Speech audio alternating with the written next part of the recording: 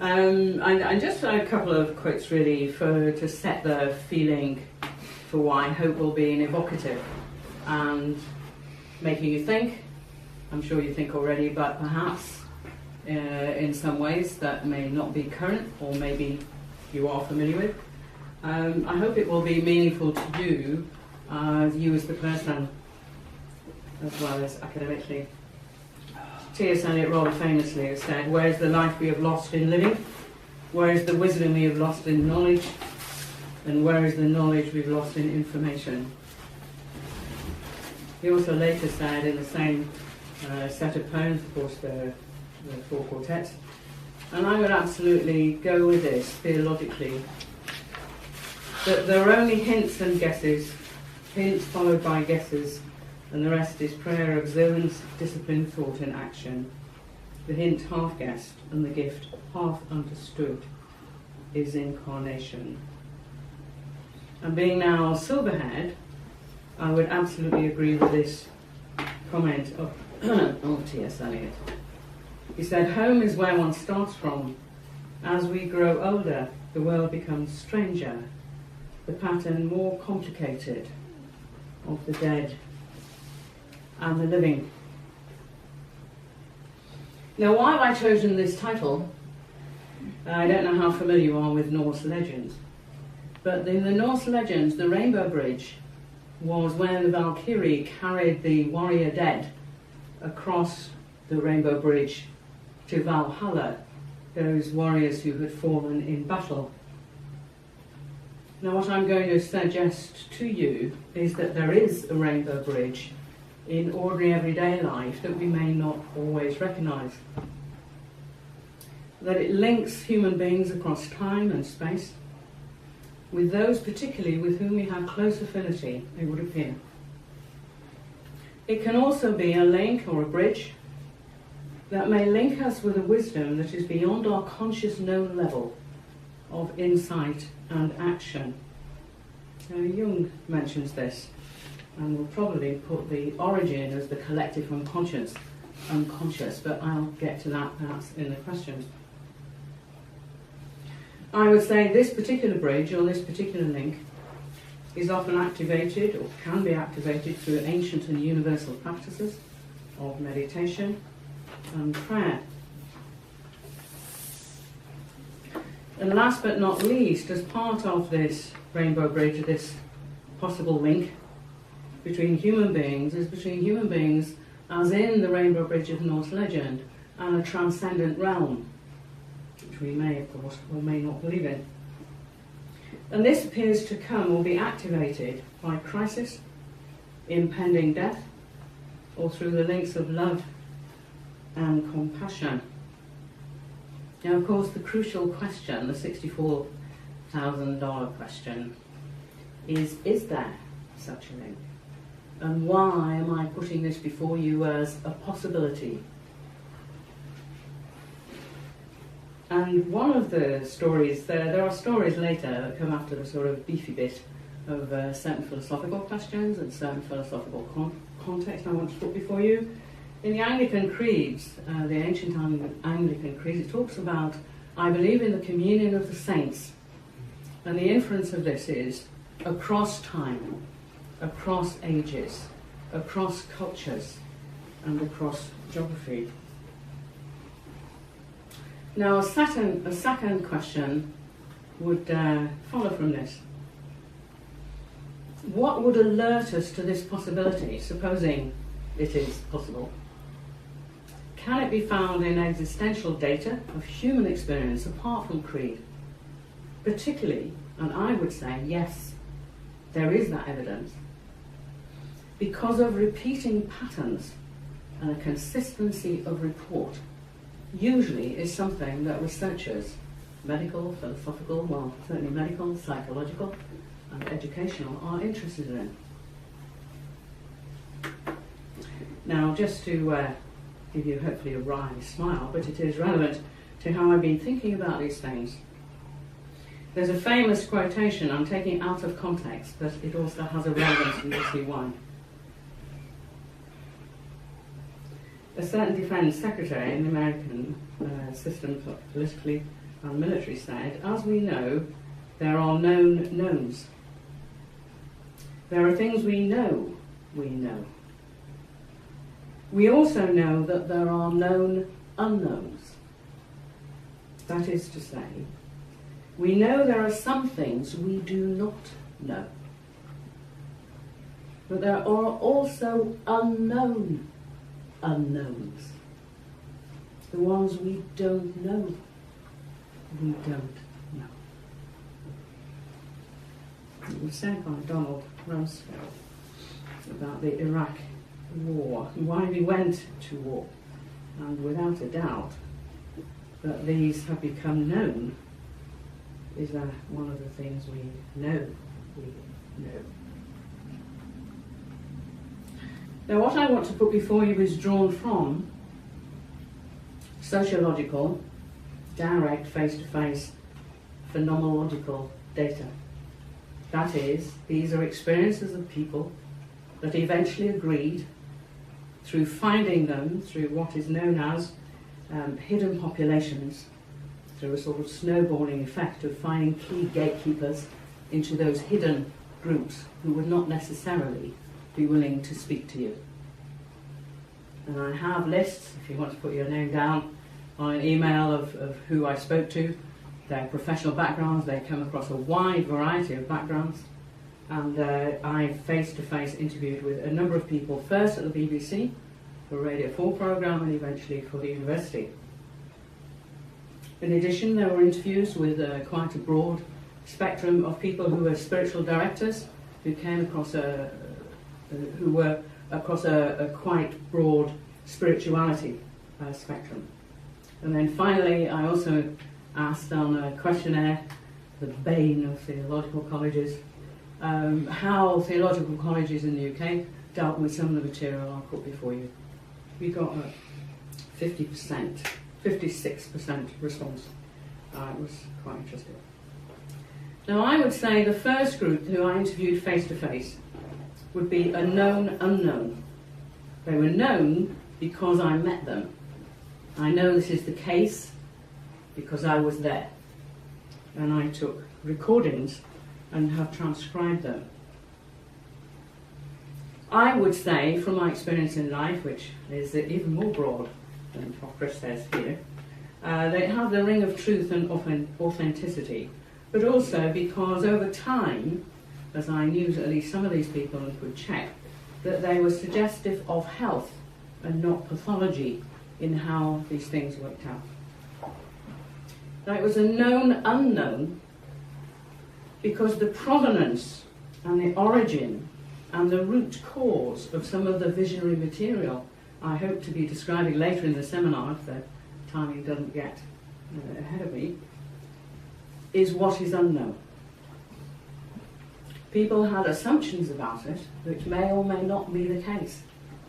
And these are some of the questions of how we decide what is the provenance or origin of the experiences that people have will affect how we respond to them, how they respond to them, and what they decide to do with what has happened. So in part, I'm hoping to put before you a basic question about the basic philosophy you may hold, that you may not know you hold. That is, if somebody came to you with an experience of a vision, and they trusted you enough to tell you about it, what would be the basic philosophical assumption from which you would judge what they said?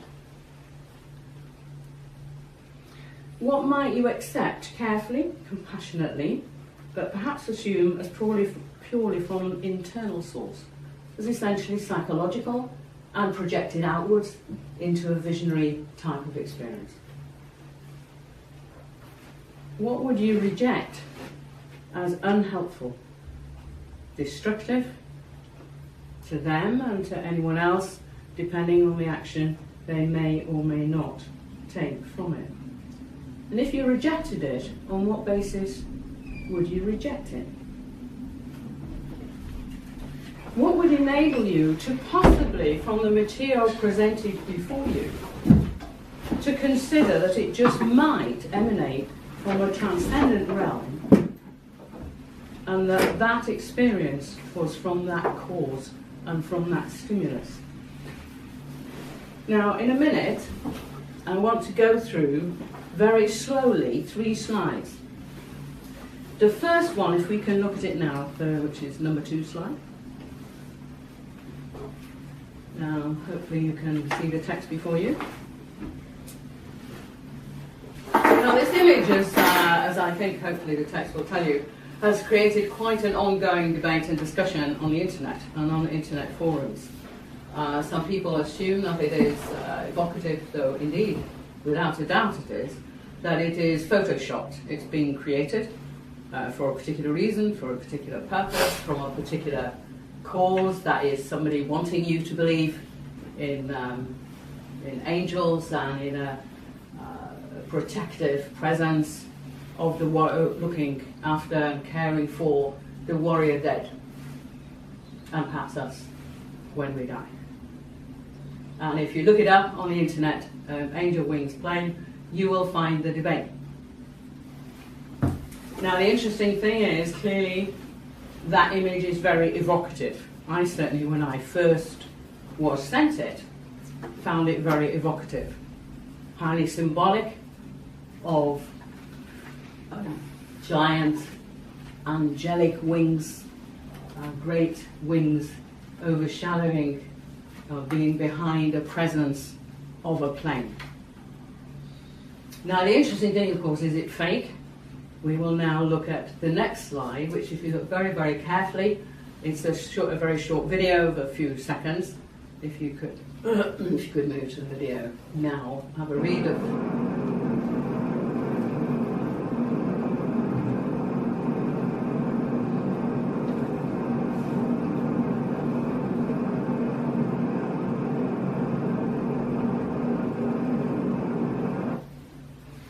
So no, it wasn't photoshopped. This is the pattern that flares are defensive flares that are used in a plane that is under potential or actual attack form. And how do I know? Because there's an army person here who I asked about it and said, no, it's not fake. This is what happens when you actually are using defensive tactics. So if you look at the next slide, please.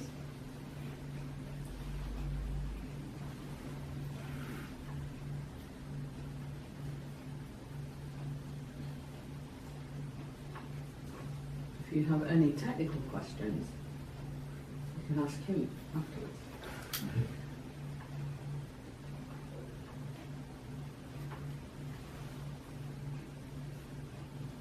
Now, while you're just still looking at that image and remembering the Rainbow Bridge, these are natural images that have become highly symbolic and evocative to people. They occur in the natural realm. Should we therefore dispense with them as having particular meaning for our spiritual lives? Or that they are rightfully meaningful to the people who, when they have seen them, have felt they were meaningful and signs of hope, of numinosity, and of the holy. Now, I would suggest one of the things that Prof didn't mention was that I work as a spiritual director and listen to a number of people over a number of years, and image has become more significant and important as I've listened, as well as word.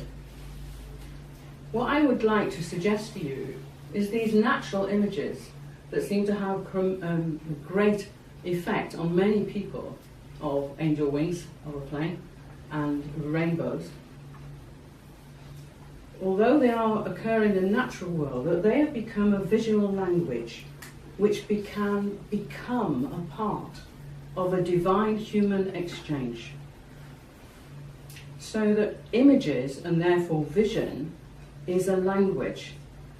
Now, psychologists would assume this, but I'm saying beyond psychotherapy and how they may interpret image, that it is possible that image, natural or created, may become part of a divine human encounter and communication.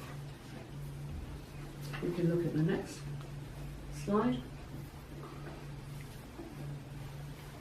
Now this image is created by Sister Teresa Margaret, TM as they call her, Sister TM, who was trained in the Edinburgh School of Art, has become an icon painter.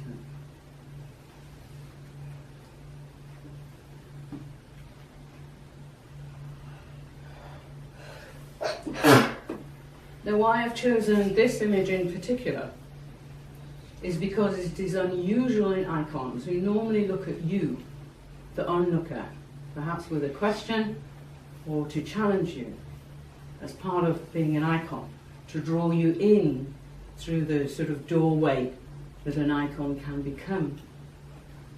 This, it seems to me, is of reciprocal gaze. It's human and the beyond human, having a conversation. Which, if you consider those concepts, are fairly mind-blowing, really. Awesome, if it's true, that that possibility is possible. Now, what I would suggest is that along with the traditional understanding of the icon as a doorway by which we can encounter the holy, is that the image becomes something more than itself. It's taken up into the divine realities, a bit like the story of the 5,000, where bread and fish become something more than bread and fish. And I would ask you to consider that the questions this raises is there a transcendent realm? Is there the possibility of the presence of the holy and of a presence that can communicate with human beings? Let us say beyond creed. And this question, it seems to me, links with the absolute essential existential question we all face. Viktor Frankl talks about it in his book, very influential. He certainly knew what human hells was like, having been a prisoner in Auschwitz, about the question of meaning of a human life. And I would ask you to consider the mystery of your own being, of any being. Is it meaningful? Do we make the meaning? Is it possible to discover a unique meaning that we may be called to fulfill? Now, this is not purely a medical, this is not purely an academic question, because such a question can affect our sanity, our health, and how you decide and we decide to live our lives. Viktor Frankl found that if people lost a sense of meaning in these terrible circumstances in which he began to evolve his understanding of the power and importance of meaning and purpose in the human life, then eventually they died, or they made themselves die, ran on the wire, gave up. That hope and meaning are inextricably linked.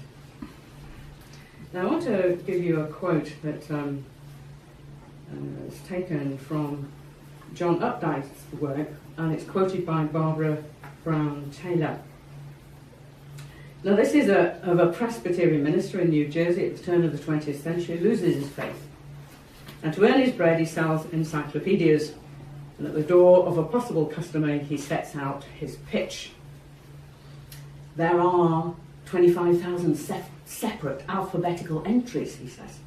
Nearly 10,000 steel engravings. Everything you or your children want to look up, it's in there. Better even than Google. He didn't say that. And when his client looks up, strangely, he changes.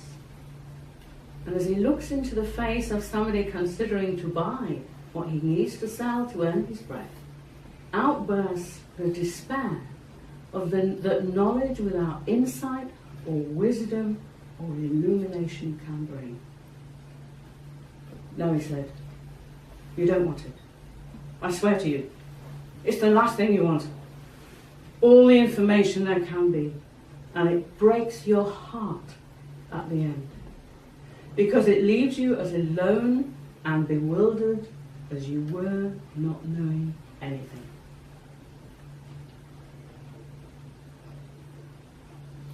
So he felt in this story what T.S. Eliot warns us about, it seems to me most relevantly, in our information-rich age. Where's the life we've lost in living? Where's the wisdom we've lost in knowledge? Where's the knowledge we've lost in this welter, ocean of information?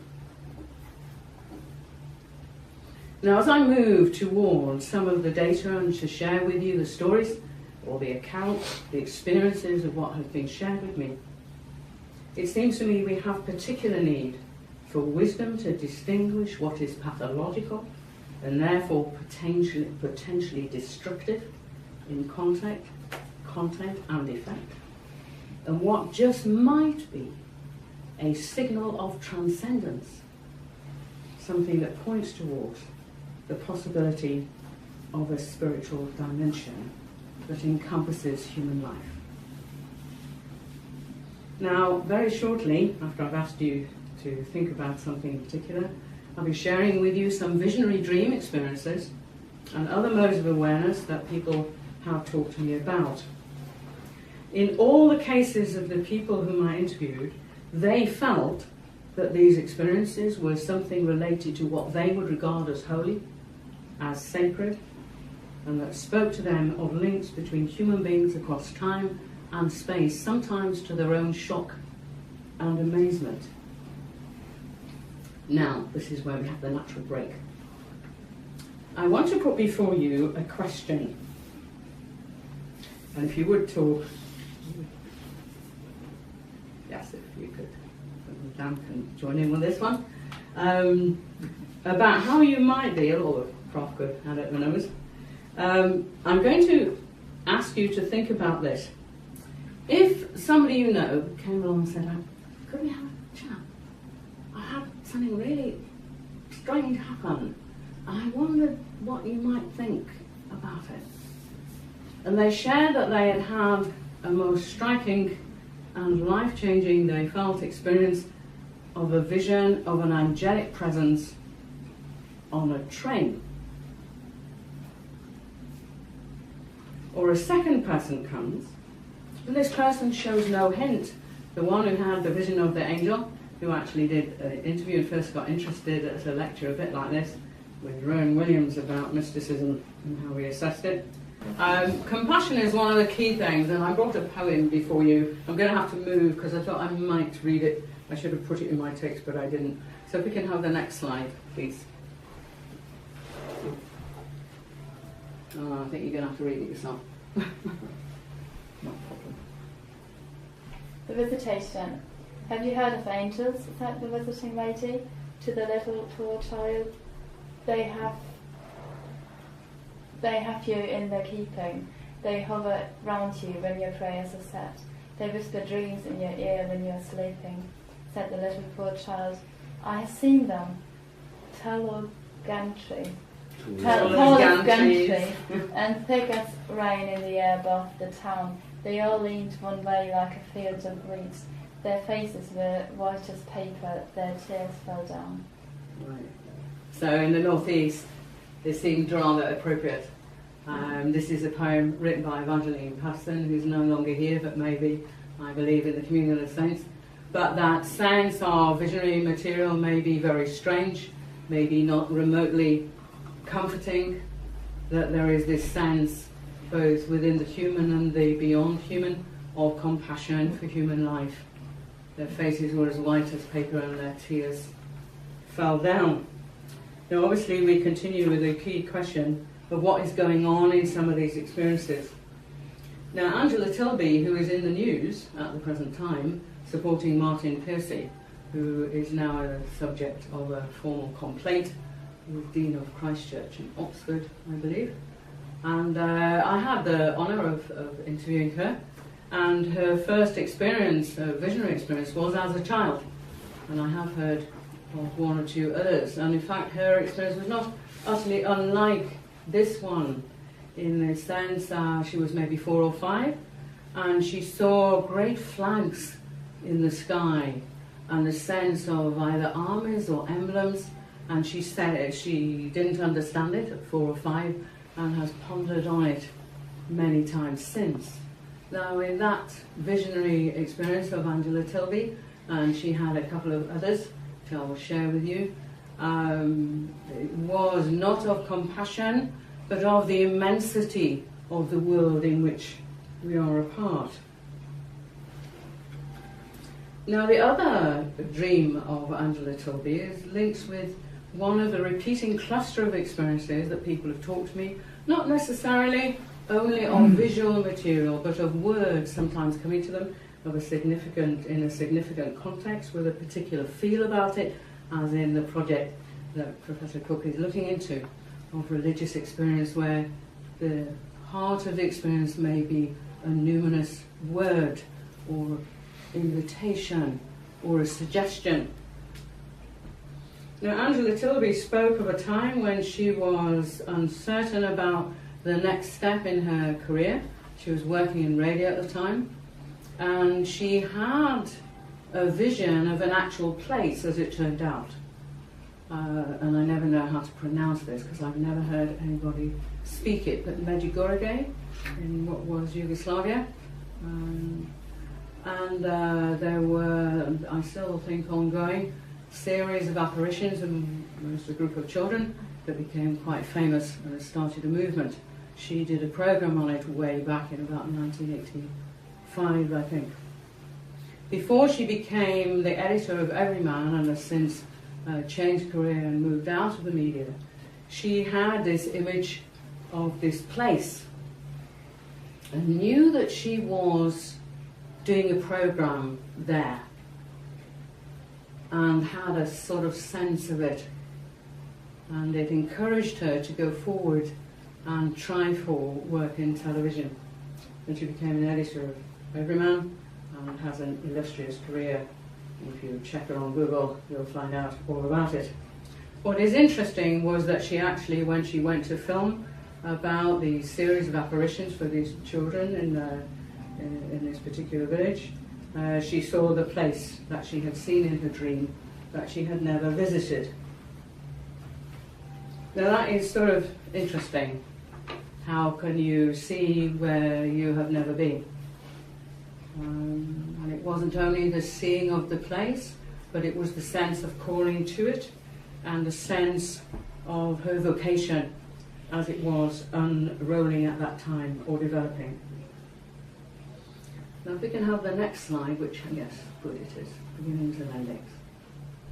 Now there are a number of triggers from the experience of the phenomena and the interviews that I did that would appear to like press a modal key, so that when you enter into possibly these phases of life, it may enable a different awareness. And beginnings and endings seems to be an absolute classic, and particularly endings. If you read the work of Monica Renz, which I would strongly recommend if you're interested in these matters, she's a palliative care counsellor and worker and chaplain. She's, I think, German in origin, and she spoke of a number of times in which people had these experiences which went across creed. And one of the things she says was very significant, these are all people who are approaching their ending, was that the thing that seemed to block such possibilities, which were always helpful to the people concerned, was a fixity or rigidity of thought. So that these experiences sometimes occurred to atheists, and sometimes to believers, and were always unexpected, and were always helpful, albeit challenging. Now, if I can share with you something again that we might expect something like that to happen, and we might say it's to do with brain chemistry, it might be to do with fear, it might be something to comfort ourselves with, who knows. I was talking to somebody in an academic library, Glasgow Library, and we got talking over breakfast, which is exceptionally unusual for me. And she was an English lecturer at London University, and I promised to keep who she is carefully anonymous. So just say she was at London University, respected one of the colleges at London, and she was a lecturer. She was an ex-Catholic. I don't know whether Catholics ever become truly ex. I think there may be lapsed Catholics, as they would put it. But as another interview that I did for the BBC told me, she said, it's in your bones, you never lose it. This young woman, she would say, I would say late 30s, early 40s, had a child at primary school. She was racing down the street, not a place normally you would expect a vision to occur, to pick up her young daughter from the school. She was transfixed, literally stopped in her tracks as she was racing to get to the school on time, by seeing a colleague who appeared in a dishevelled and distressed state. This colleague said to her, will you please look after Mary, who was his wife. She knew them both as friends. And she said the context of the vision was very particular. It was as if he had, it was as if somehow in the street, it wasn't he appeared in the street, it was as if she was, if I remember what she said correctly, she was in her house suddenly. She was in the street and she was also in her house. The doorbell rang, she opened the door, knowing she was in the street, but she was also somehow in the hall of her house. She opened the door and there was this man in his distressed state asking her to care for his wife. And then it was gone. And she was back in the street thinking, oh my goodness, what on earth is that about? Raced to the school, picked up her daughter, came back home, opened the door, the actual door of her physical house, went into the hall, the phone rang, and no, he hadn't died, he was very ill. I'd had a brain hemorrhage, I think, was in a coma in hospital, and died a few days later.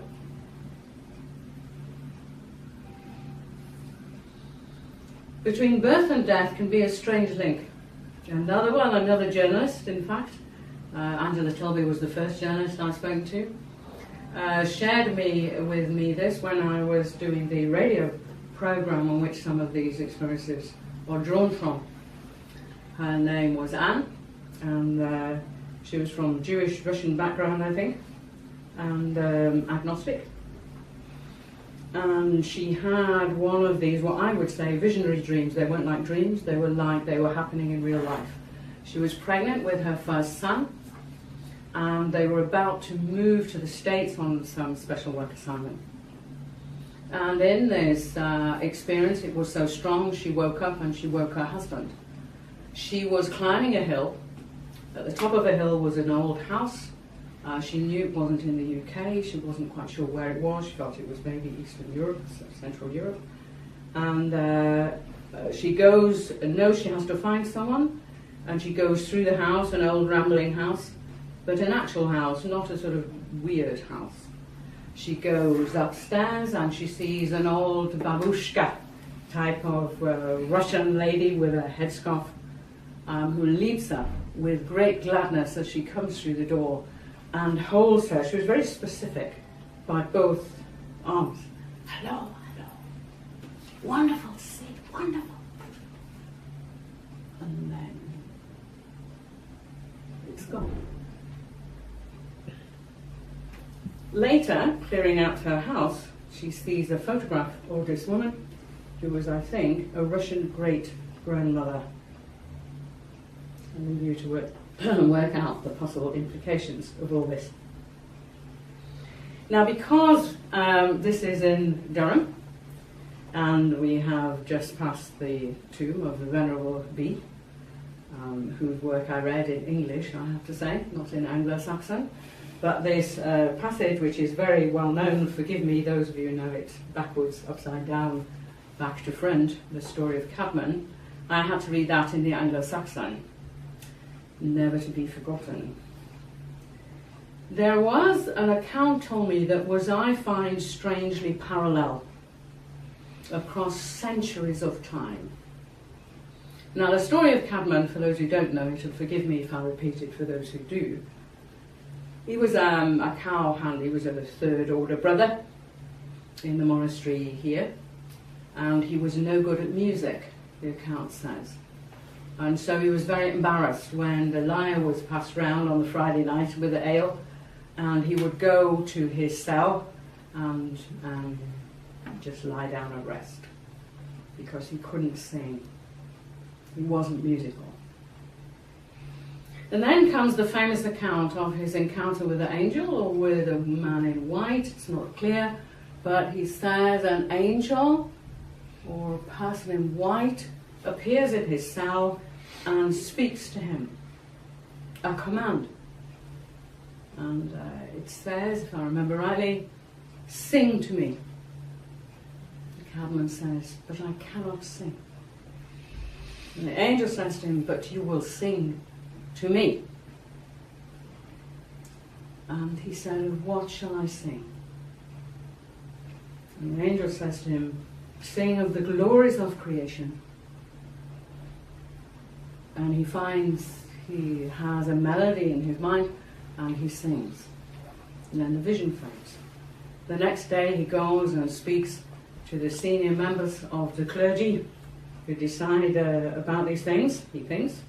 And they say to him, can you remember the music? And he says, I'm not sure. And they say, well, try. Sing to us. And he does. And eventually he becomes the equivalent to the precentor of the cathedral. Now this you may know, and forgive me if I have repeated what is too well known to you. Now listen to this story. To me it has fascinating parallels, but different, as you would expect. This was told me by the person who translated it from the Hausa, the language of the northern tribe in Nigeria. She was there with CMS, and her job was to train up the leaders of that community so they could lead their own Christian community. And she was good at languages. And she translated for him. This was a tribal man in a Muslim area, which of course has been in the news many times since. And he was asking a question. He was in midlife, and he was asking the question, he said to the assembled people when he got to the Christian community, and he said, I need you to speak to me from your book. You need to read to me from your book. And they said, why? He said, I've had a vision. And this was the context he put it in. He said, I was very troubled. I did not know how you live well. I wanted to know, how can I live well? How can I live a good life? I wasn't sure. And this is what he then said. He said, I went back to my hut, and I was very troubled with this question. And I lay down, I lay down in myself. And the room filled, he said, my hut filled with light. And I saw an angel, I saw a man in white who held out to me a book and said to me, read this book. And he knew it wasn't the Quran, because they asked him that. Well, was it the Quran? No, it wasn't the Quran. And then the vision fades. And he thinks, what is this? And then the room fills with light again. And again he sees the angel, the man in white, who says to him, read from this book. I love this next bit. And he bursts out with utter frustration. I cannot read. You must read to me from this book. I cannot read. So the angel reads to him from the book, a description of a leader and a good man. And somehow, presumably because of the symbol on the book, which the question that wasn't asked in the interview, which I should have done, I did ask her. She said, I don't know how he knew it was the Christian's book. It wasn't the Quran. He knew that. And he walked 20 odd miles on his feet to find the nearest Christian community. And as soon as he went, He went to the head man, he would understand it, and said, read to me from your book. So they began at Matthew and carried on. And they put him up, and then it gets even stranger to me. They get to Timothy, the letter to Timothy, when Paul is describing the aspects and characteristics of a wise and mature and compassionate leader, and he says, that's it! That's what the angel read to me from the book. That raises very interesting questions, it seems to me. Now let me bring it to the UK. There was an Afro-Caribbean priest from Jamaica, whom I knew, and I so also knew, Tom. That was some time ago now, he is still alive. The clergy didn't have very good salaries. He had 2 sons and a fairly constrained budget. He also had a constrained and strained relationship, eventually I learned, because he agreed to speak to me about what had happened to him, as we had an interesting dialogue, myself and this priest, on various matters. He had a strained relationship with his father. His father, there was an elder son who was the favourite, a bit like the story of Joseph, and he was a younger son who the father felt was the mother's son. He had seen his father a year or so back. He had regular letters from him, and as far as he knew, he was in fine health. There was nothing to worry about. He then has a repeating dream, a visionary dream, so not like a dream, like he was living it, which is one of the characteristics that I had noted of the interviews I did. They're like a slice of life. They don't feel like a dream. The person feels they're there, as if it's happening. He is walking home, he's going through the coffee plantations, and he sees his father on the veranda, on the porch, in his rocking chair, and by the side of the rocking chair is a coffin. And the father says to him as he's walking up the drive, I'm waiting for you to come. Then it ends. And he thinks, oh, what's that about? Why? My father's fine. Contacts the family. No, he's fine. Is he ill? Is anything wrong with him? No, it's fine. Okay. So ignore it. It repeats. Second time, he comes and he sees the same thing. He sees himself walking through the coffee plantations, and he sees his father on the porch, and this time he is sitting in his coffin with his feet out. And my father says, as he's approaching up the drive, I am waiting for you to come. And he says, but he's fine. Why am I thinking this? I must be worried that subconsciously. And he ignores it. It happens a third time. He sees himself again through the coffee groves. His father is lying in his coffin, but with his feet out.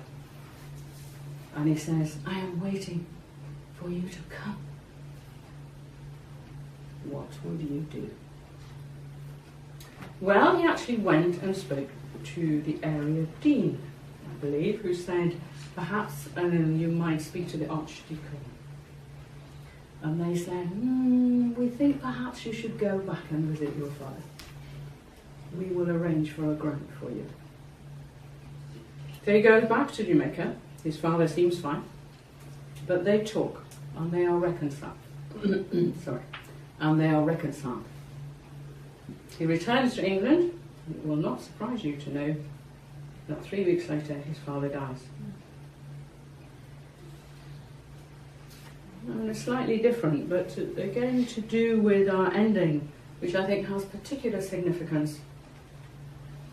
I had a friend for many, many years who had a friend called Martin Hodgson. Again, these aspects you can check. You can look it up on Google. I did. I actually knew about this situation, not directly because this man was a friend of my friend called Rena, a very prayerful woman at that time. Martin Hodgson, I did meet him. He was similar age to me. We're talking some years ago now, the 80s. And he went on a very adventurous and exciting safari holiday and God forgive me, I was jealous. I didn't have 3 beans at the time.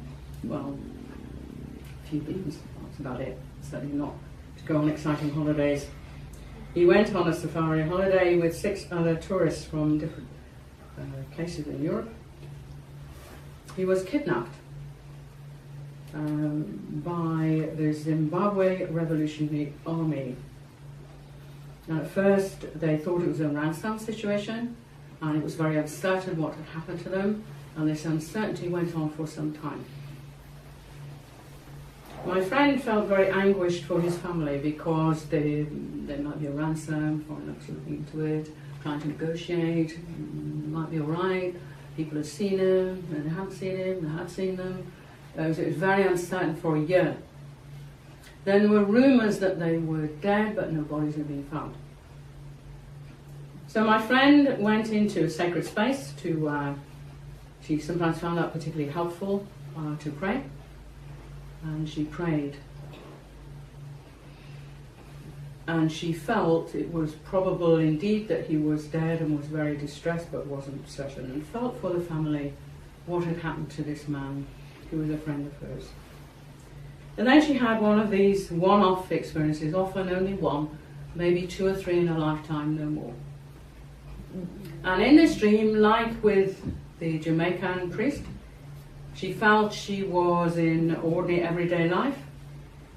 She knew she was half asleep or in that in-between state, and it was as if she was living it in ordinary life.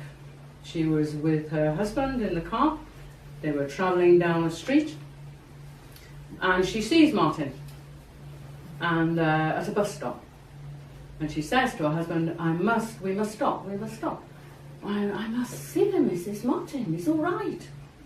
So the husband stops the car, she gets out, and she first of all starts to run down the street towards the bus stop, and then, being quite a controlled person, she slowed down and was more sort of politely, formally friendly. And goes up to the man at the bus stop, Martin, and says, "Oh, it's just so good to see you. And I am so relieved to see you." And he said something like, "That's not exactly what you feel, is it?" And she said, "No, actually, I'm delighted to see you." And she said the impression of him was that he was free. He was a very stiff person, this Martin. That he was his fullest, best self. It was as if he had been unstiffened, she said. And in that moment, she knew he was dead.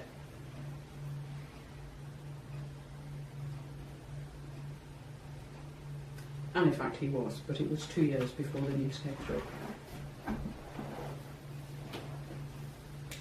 Now, these experiences, I have a list, not quite as long as my arm, but I would suggest to you are the 6% of phenomena that doesn't fit our current secular theories. Thomas Kuhn, who you may know about in the structure of scientific revolutions. Thank you, revolutions. He talks of the paradigm shift, which has become common parlance now. But if you look at his work and read it from beginning to end, which I have done, he says some very interesting things which have become more well-known and accepted. The general popular everyday view is that science progresses step by step, like going up a staircase. And we stand on giant shoulders that the next person builds on the work of the person before. His view is this is not the case. That major breakthroughs are always of people who are, I think the current term now is outliers, or the minority of people who question the current theories and say, yes, but there's this bit that we don't look at. What about this bit? That questions that bit, the 6%. And he said it's those people who are not paid up members and committed to the current view, who are either regarded as a bit maverick, a bit outside of the mainstream, who have, if you like, the freedom of mind and heart to question whatever the current model of knowledge and understanding is. And he said it's those people, on the whole, who will move things on to the next level of understanding. We can move on. Now these are the characteristics of some of what I would say of how we assess and can distinguish between what I would regard as authentic and to be taken on board and integrated into a person's life as possibly genuine and not to be feared, even if it is awesome and a bit mind-bending in its implications. I would also, in addition to that, we have time to just zip through it. So yes, I think there is humility, is that the people who have these experiences are not conceited by them. They usually have a sense of uncertainty about them, of a radical uncertainty and tentativeness. They're not overconfident. They're trying to work it out, and they don't feel more important because of the experience. Rather, they have a humility of approach to the mystery and wonders and strangeness of life and of being human.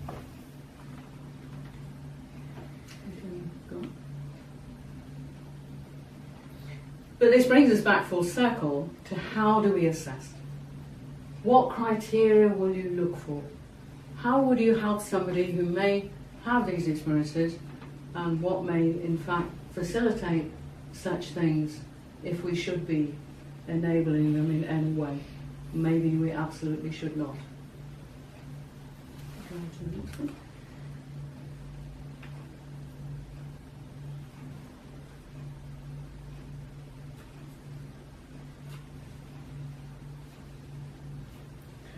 I'm going to leave with a couple of literary quotes before I end, and we have time for questions.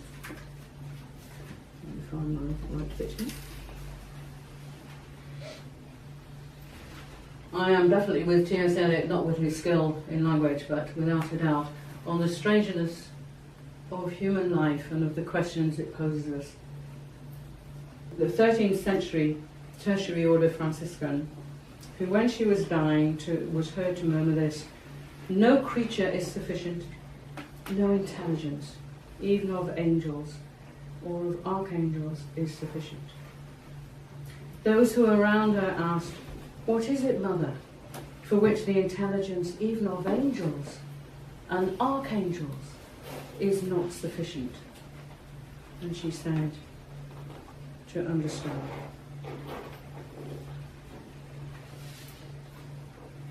So what I hope, with the few accounts I've put before you and with the questions I've asked of you, that maybe it would give you a sense of the strange and wonderful life that we're engaged in, whether we feel it to be wonderful or not. It seems to me it is infinitely stranger than we may think.